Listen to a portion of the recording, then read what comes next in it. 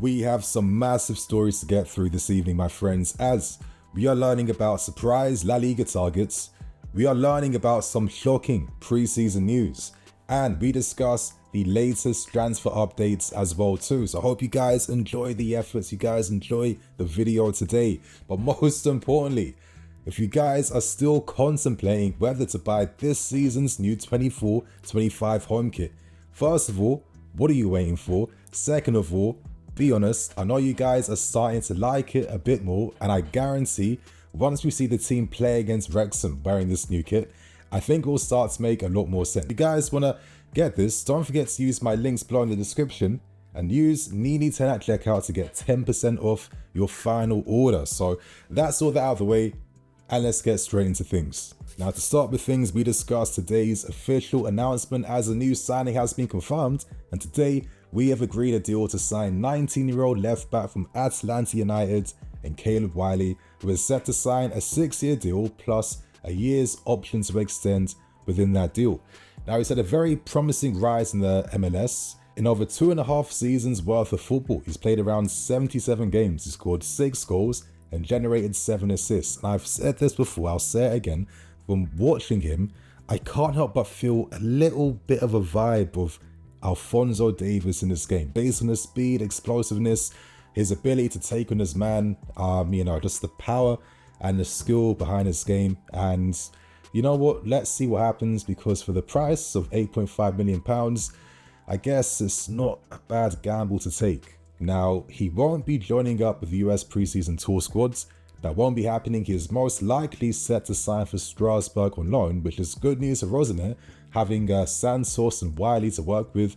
Let's hope that his man management with youth players comes in big next season for Strasbourg. But on the other hand, I think to myself, we have Cuckoo, we have Ben, we have Renato Vega, and we know that Maresca now wants to use inverted fullbacks down that left-hand side. What is the long-term future for Caleb Wiley at this football club? I could be cynical and think he is someone we hope we can flip in the next year or two and sell for a profit, which it seems like maybe this summer, a lot of the business we're doing has this type of idea in mind. I hope it's not the case. I hope that these guys have a fair opportunity to at least potentially earn a place in our squad in the future. That will come down to the player too, but it also has to come from the club's willingness as well to equalize that out. But yeah, let's see what happens. I'm not going to write this kid off. Hopefully he has a good season at Strasbourg. Hopefully he had something. Listen, lots of fullbacks these days, I'll give you an example, like Adogi from Tottenham. They can underlap, they can invert.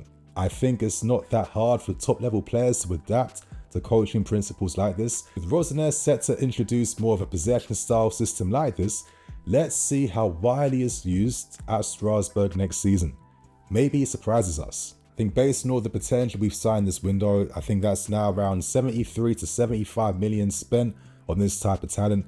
Nothing that necessarily pushes the needle with the first team squad, but equally at the same time, I guess they are interesting players we're looking at, and let's see whether these guys will have places in our squad, or most likely, I guess, be sold for more profit in the future. So that's Caleb Wiley out the way. Now we discussed one of the breaking stories this afternoon. First confirmed by Fabrizio Romano, then later confirmed by reports coming out from Spain.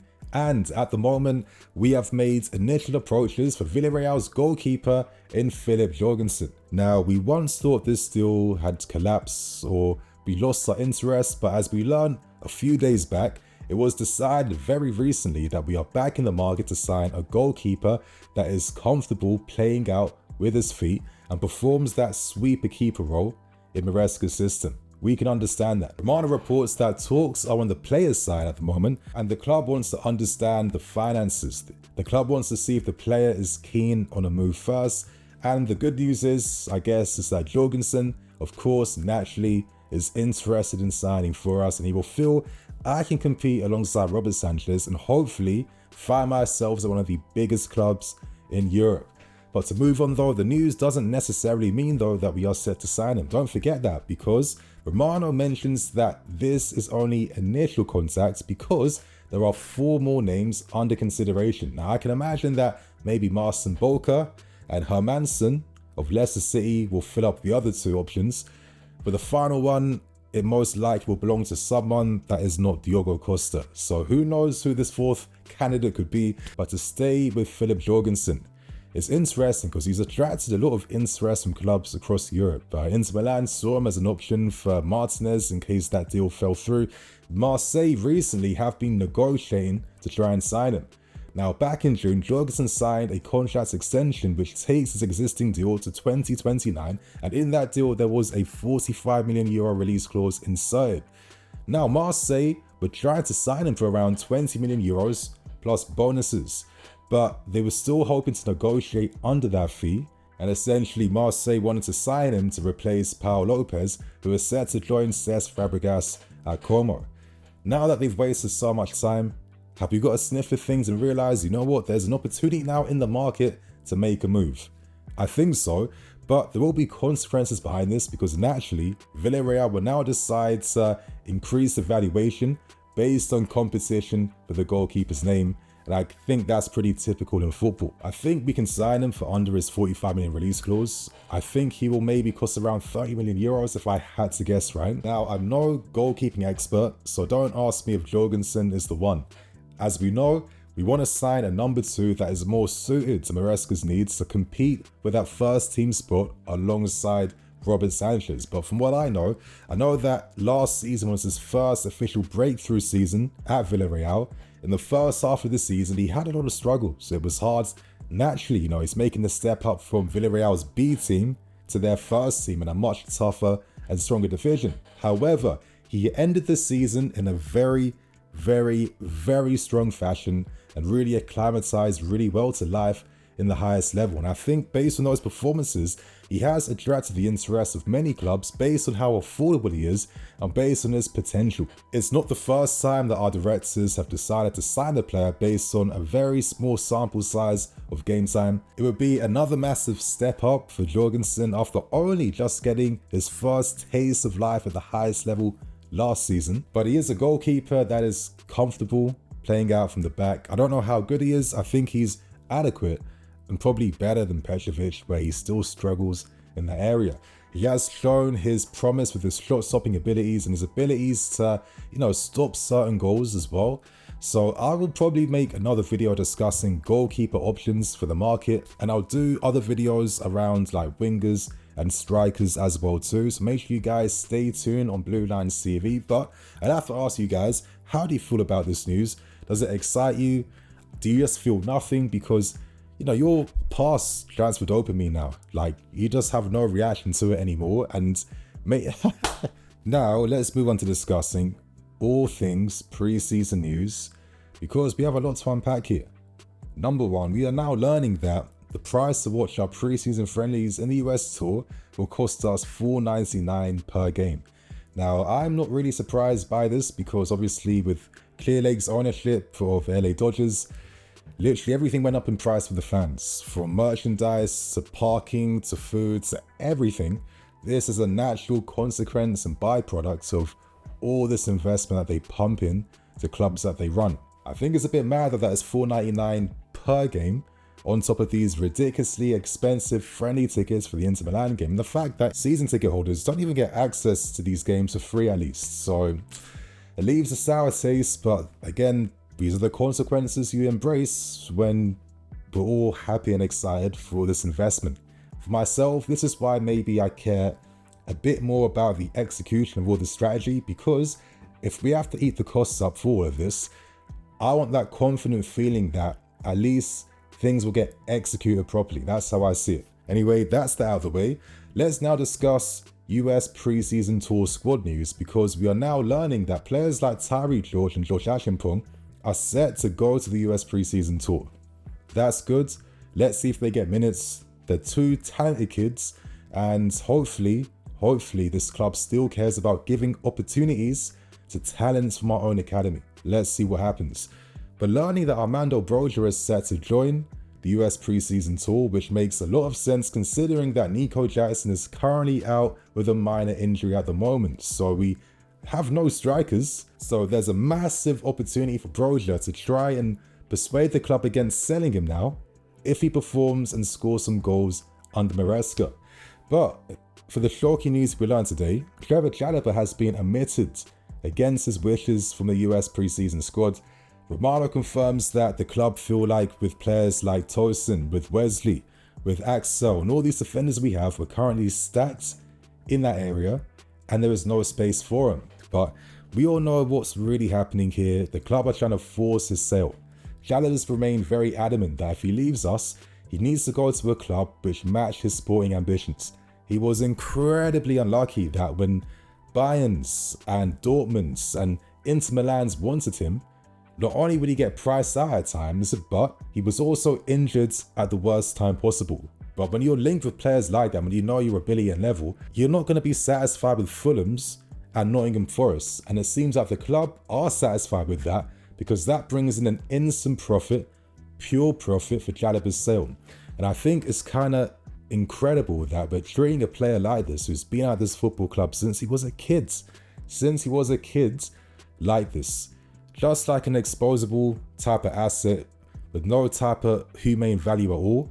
And I think what really shocks me is that this is a player that is already better than a lot of the new signings we've made. I know guys are doing the gritty and doing all this twerking for Darabio. He's a good player, but I'm sorry, he's not an upgrade on anyone we have in this squad. But from the club's perspective, they think, oh, but the data shows that there's no difference in terms of how they play, and at least Darabio is here on a free. And if we can bring in a Chalobah on a free while selling the actual Chalobah, why not do that? But I just think it's incredible, to be honest, because are we forgetting that quality matters? He was one of our best players during the final parts of last season. There's a reason why he asserted himself as a first team defender in that run-up, and with his introduction in our back line, we could finally start to play with a high line. He had great involvements, he scored great goals against Spurs, and he's always shown throughout his time at Chelsea since being given that opportunity, surprising all of us, including myself, under Thomas Tuchel, that he is one of the most reliable, dependable players that always plays with quality. He actually affects the game. He doesn't just follow instructions. He comes out with important goals, important assists. He can show off his passing range. The guy is a great player with great versatility. And he's actually someone that would really complement Maresca's squads because he can fill positions as right wing back, defence, and in midfield too. And to think that he's getting discarded because some people who had no ties to the football club took over and decided we are going to be moulded in their complete vision. I think it's absolutely insane that someone who is better than most of the players we have signed for big money is now leaving us in a manner like this. Honestly, some people don't care about the sentimental side in football, the club side. I get it, you know, when you're just watching it through your screen, when you're like, I get it, you know, you're watching a game on TV, you're surfing on your social media at the same time, you're doing like two other things at once, you know, your full dedication ain't even on the game. Obviously, you're only in this because this sport kind of satisfies your needs to get validation, you know, your need to win at a very surface level. But anything underneath that surface, you know, like the actual ties and human connections at the club, for most people, they don't care. And I've seen some of the reactions on social media. It don't surprise me that a lot of people are like, oh, why are you crying about Chalobah going? The club does feel like he's not good enough. How are you not backing anything the club's doing blindly? Because we're happy that all the players that we've not liked for some reason are finally leaving us. And then it's like they have these opinions. We're not even seeing the results in the tables. It's mad. But I just think that for a player that's given so much to the football club, that's been there since he was a kid, that's gone through all these hardships, you know, the Chalobah brothers with their mother passing away. You know what? I would say that the mum should feel very proud by, you know, the man that Chalobah's become, not only in his personal life, but also how he's excelled professionally. I mean, to be a top player for us, I think it's crazy that this is one of the most reliable squad players. And squad players like this always had that important role at this football club. You know, your Ivanoviches, to your Alexes, to your Bellettis. You know, we've had an abundance of these like great squad players that you can always rely upon, that come in there, they get it, and they give you performances at this level week in, week out. And the fact that to these new owners, it's just some number, some statistic that they can replace with other numbers and statistics. I think it's a very, very poor way to treat a player like this, to be honest with you, especially when he's being discarded at the expense of players coming in who aren't even better than him.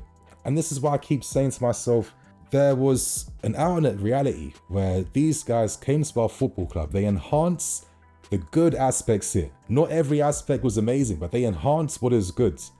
They then signed your Kendrys, your Esteval Williams to get ready for their vision in their future. They then signed their quality first-team stars like we've seen in your Nkunkus. They then signed those unknown prospects like your Gustos and Cole Palmers that complement everything existing at this football club. And we still utilize what the academy produces, that safety net of players that are ready for squad positions, sometimes first team positions, sometimes they're leading players. There was a possibility for all of this to be incorporated for a fraction of the money we've invested in making this project actually find some legs. That's how I actually see things right now, yeah? And I just think that it's a really sour message you're sending out there when someone like Chalobah can be discarded just like that. And yeah, I hope for Chalobah's sake that he gets some good offers from some good clubs, because this is a low-key underrated player here who just didn't get enough respect that he deserved based on his performances. So listen, I don't need everyone to agree with what I say. You guys know this about me. I say what I have to say sometimes. And I honestly think the way Chalobah's being treated is an absolute disgrace. Absolute disgrace here. Now for the next story, we discuss an interesting report coming out from a Spanish journalist. His name goes by Roberto Gomez, and he reports that with Mikel Merino now set to leave Real Sociedad after not agreeing to signing a renewal with them, it now seems like his future is set to be in the Premier League, and this reporter has linked us specifically with Mikel Merino. Now, no other Spanish reports have confirmed the story just yet. Time will tell if there's legs behind the story. Let's see what happens in the next few days. But Mikel Merino is a very interesting player. Now, of course, affordability-wise, he's here on a one-year deal, right? That means that you're not going to spend an extreme amount of money for him.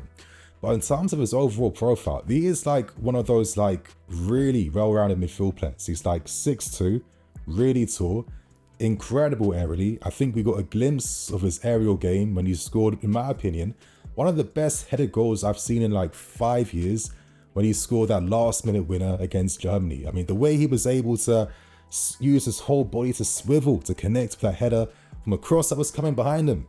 That was like pure art, in my opinion. Incredible goal. But he's a player that knows how to assist the team, that knows how to find himself in the box to score those important goals. He works really hard. He plays box to box. He can win tackles. He's astute defensively. It's no surprise that there's now interest from clubs like us, by the sense of this report. Clubs like Atletico Madrid, Arsenal have been recently linked as well too. And for a player that always had like quite big promise, obviously he started at Newcastle and moved to Dortmund, but he didn't really find himself until he signed for Real Sociedad, where he had the environment to grow and grow to become the player he has become right now. So it's an interesting story. Let's see if anything else comes from this. Do we need another midfield player? I'm not too sure. I thought if Gallagher does go, I thought there was no plans to sign anyone. But I guess now with Andre Santos set to go to Strasbourg, and if Gallagher does go, would the club feel like we need to sign another midfield player? And even though Merino is a good player in his own right, it's more the principle of news and stories like this, because I don't really understand what the project at times is supposed to be about. Going into this window for like over a year now, this window was supposed to be the final window to really assert and complete the squad building process. Before the summer, we thought names like Osimhen, Oliseh, and some big heavy hitters, we'd sign 3 to 4 of them that were going to complete the squad, but it's been the complete opposite. It has been. I think it's obvious that CL football has destroyed a lot of our ambition. I keep saying this, that's the reality. But the fact that we won't even maybe just like holding on maybe 1 or 2 key players just to, you know, push the needle with the squad development, I'll just be happy with that, to be fair with you, instead of maybe signing more project players where even though in their own right they have talent and potential, when will we see the long-term benefit from any of these moves within the next like 1 to 3 years? That's how I see things. And I do think we go into next season needing Champions League football. There will be incredible pressure on Maresca to make sure we get Champions League football. We can't go another season without CL football. We can't make excuses up. It can't be 5th place, it must be 4th. We must guarantee our position, because if we don't, there will be consequences financially. This summer's a small little hint behind the business we've had to do based on missing out on sponsorships, top sponsors, because we've missed out on CL football. we can't do that again now. And that is the reality. So what do you guys think about the news? Share your thoughts and opinions. And right now, let's end things with the final story. And to end things with the final report, we discuss the latest small updates surrounding Gabriel Mec, because based on reports that have come out today in Brazil, it seems like we have essentially now got the okay and agreed a deal to sign Gabriel Mec. It has been revealed the player enjoys and likes our project at hand. It has been revealed that the player's reps are positive negotiations will finalize into a transfer very soon. The value has not been disclosed yet behind this move, and I think most likely we'll never learn of that because Gremio will only sell Mec until he has agreed on signing his renewal with them first, so they can earn some money and of course protect us legally, because we can't be accused of tapping up players under 16 years old.